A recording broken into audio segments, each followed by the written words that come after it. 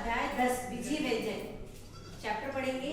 देखिए बार बार हमने बोला अपने हथियार डाल दो, सारे बच्चे अपनी सारी चीजें छोड़ दो, हाथ से अपनी आंखें खुली रखो, ध्यान यहाँ पे रखो।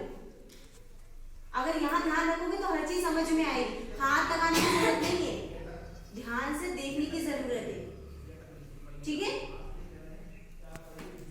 तो हम बीजीय व्यंजन में इन चीजों को आज पढ़ेंगे। सबसे पहले व्यंजक के पद।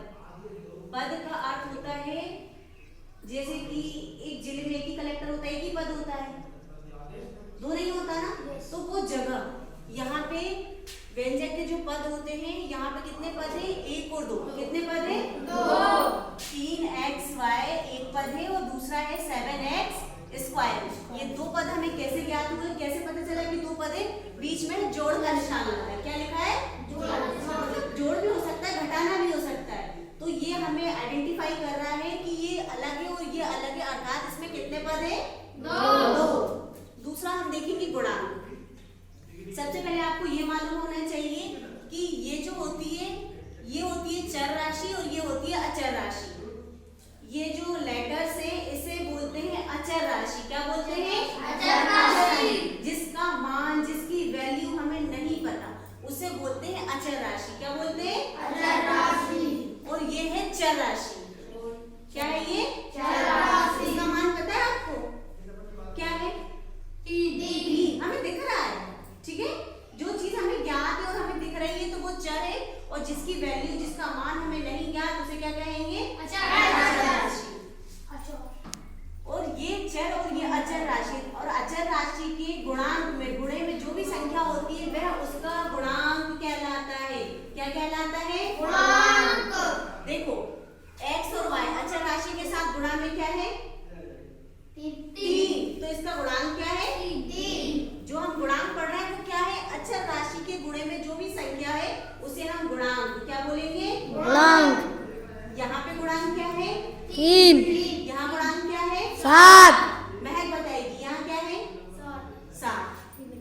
यहाँ क्या है? तुम बताओ बेटा क्या है? 7। वेरी गुड, ताली बजा दो। अचर राशि के गुणा में जो भी संख्या आएगी तो वो उसका गुणांक कहलाएगी। मान लीजिए अगर ये नहीं होता तब इसका गुणांक क्या होगा?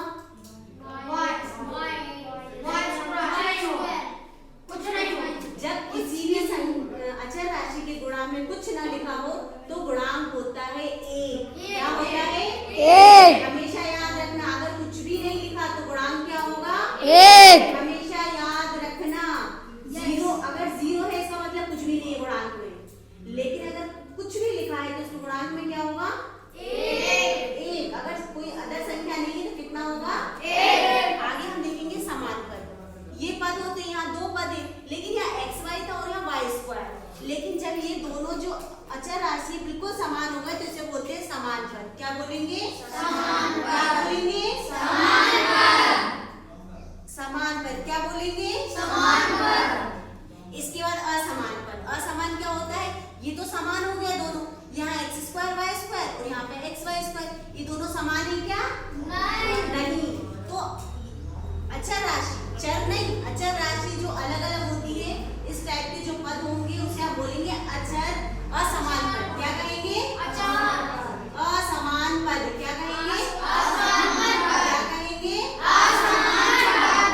देखिए सबसे बड़ा गुरु होता है अभ्यास। जब आप बार बार किसी भी चीज का अभ्यास करेंगे तो ऐसा हो ही नहीं सकता आपको ना आए, इसलिए आपको ध्यान देना है और अभ्यास करना है। हमने पढ़ लिया व्यंजक के पद, गुणांक, समान पद, असमान पद। अब हम आएंगे एक पद।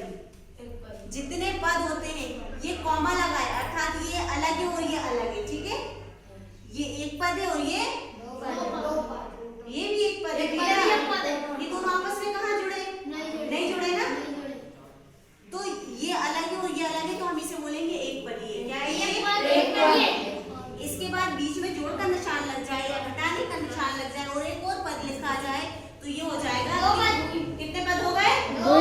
इसे बोलेंगे द्विपदी, ठीक है। इसमें कितने पद है? 2। कितने पद है? 2। इसके बाद 1 2 3 कितने पद हो गए? 3। क्या बोलेंगे? कितने पद है इसमें? 3। इसमें कितने पद है? 2। इसमें 1। असमान पद